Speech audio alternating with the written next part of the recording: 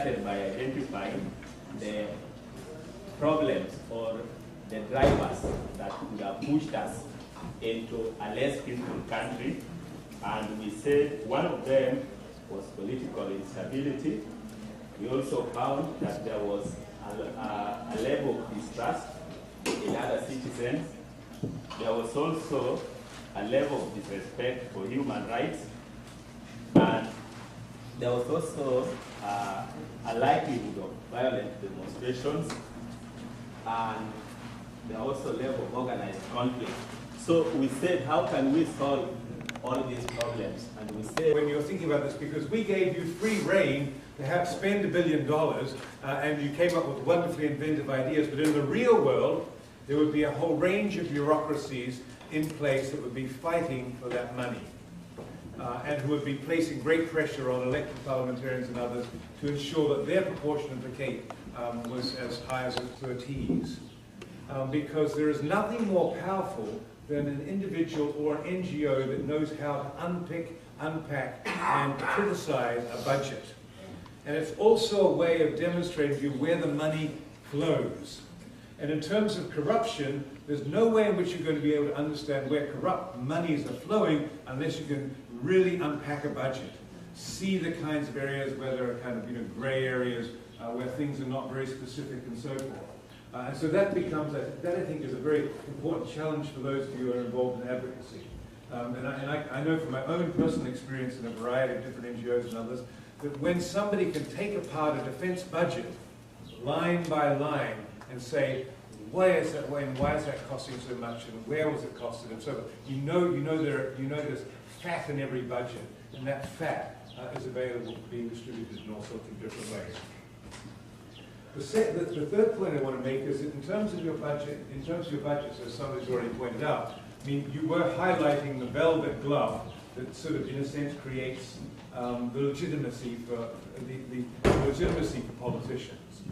That when politicians are making the decisions, they know they can't spend on the police, the military, the court system, unless they are at the same time spending some things on infrastructure, education, health, and welfare.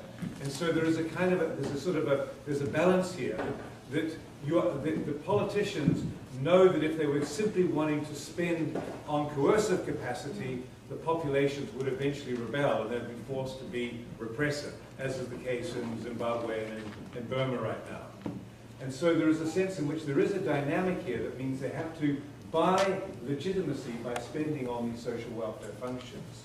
Now, if they spend money on social welfare functions, though, then what happens is that the agricultural sector, the industrial sector, and the commercial sectors get very antsy because they say you ought to be creating the right macroeconomic environment in which we can do business and return profits.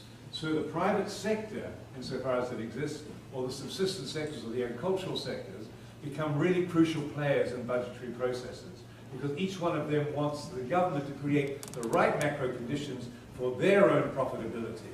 And so in a country like the United States, for example, the most powerful companies and corporations, which have budgets that are much larger than the budgets of about 140 other countries, incidentally, they're the ones that are really calling the shots. It used to be that when General Motors sneezed, the world caught cold. Now it's more likely to be situations. Even people who are very, very poor are very reluctant to change, and sometimes they're more reluctant to change than people higher up on the economic scale, because they're very close to survival, and so the stakes are very high for them.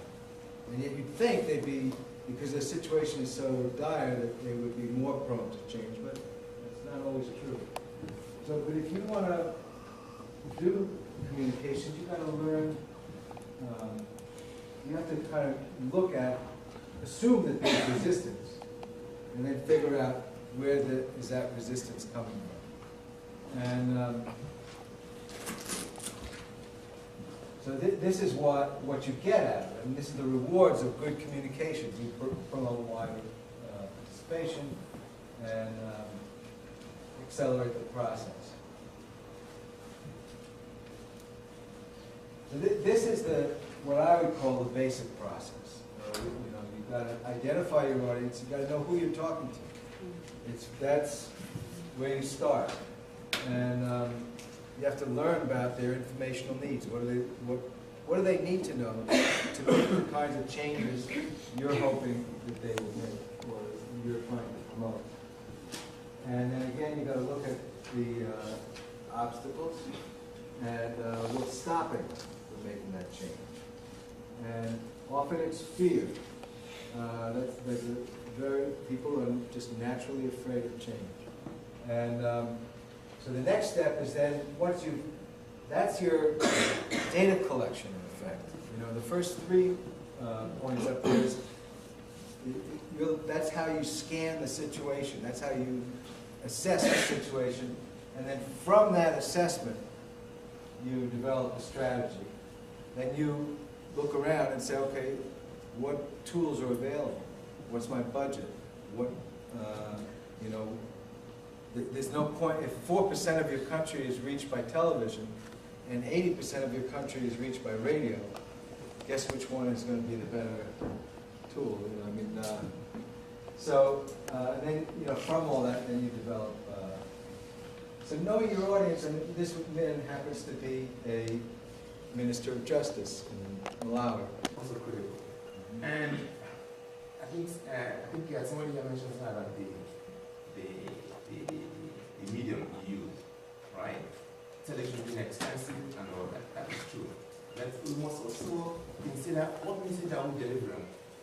The message you're passing across and the target audience must determine the medium you use. Like Marshall McLuhan will talk about, medium is the message. So you cannot begin to communicate to a farmer or maybe a cattle rearer who is in northern Nigeria, for example, in television. He's there just with his radio. So it depends on the message and who you're talking to. So it's very important you took that into consideration. Well, I would like to just open it up to you a little bit. Yeah, go ahead. Yeah, just I would like to ask you the one thing. Definitely there must be the variety of the communication tools. It depends upon the capacity of the people. Yeah, the capacity of the people. But during the peace process, Right. there is so many people who is negative to us. Right. How could we build up the positive communication between enemy and other party? Right. What tools is very effective? Right. Okay. Yeah. All right. Did everybody hear that question? Going on. So in my country, most of the youths and the females are spending their time in front of the TV. They are seeing the episode, the family episode, and we are trying to It's put like a some soap opera, is that? When you say a family episode, yeah, family episode. soap opera. Yeah. Yeah. So in the meantime, we are trying to give some, new ideas or new knowledge-wise, things to them. But we fail. What is your advice for this in the situation? How can we you improve it? Yeah. Well, not having seen it, can you give me a hint about why you think it failed? Do you think that they did something wrong, or there wasn't enough of it, or why? When you say failed, what makes you say it failed? Yeah, it is. There are from morning to midnight. There are several episodes. Right. Family episodes. But I don't say it's wrong or right. But they are hanging on the TV or Right. television. So, and if you say try to give some different thing, they have no time. So through the media, how we can face this problem? How we can give different things for the people?